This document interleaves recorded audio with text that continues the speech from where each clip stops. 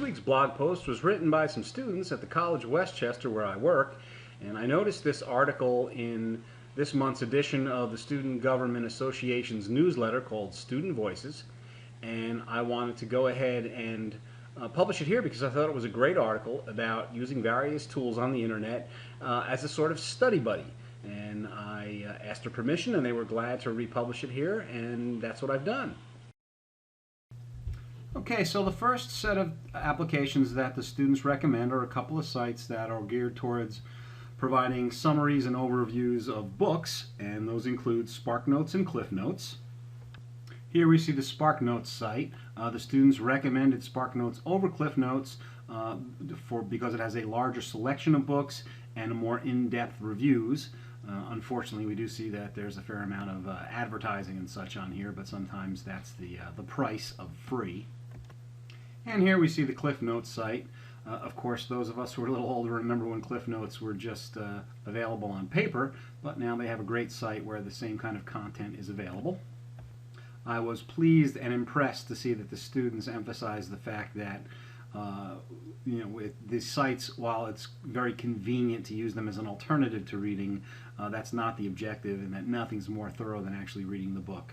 So that was a great recommendation.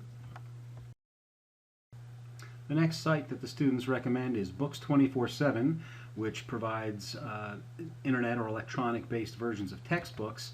I would have to learn a little more about this.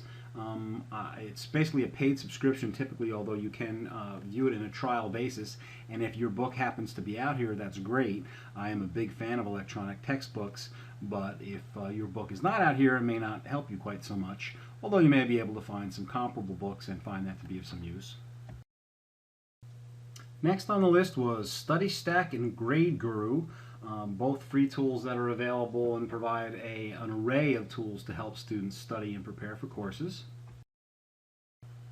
Here we see the StudyStack site. StudyStack is geared largely around the use of electronic flashcards, and here we see GradeGuru, which is geared towards sharing notes.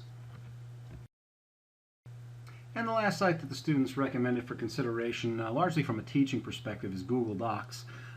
Many of you who read this site or similar sites are becoming more and more familiar with Google Docs and its ability to allow for shared editing, and it is increasingly popular in the education community and absolutely worth learning more about.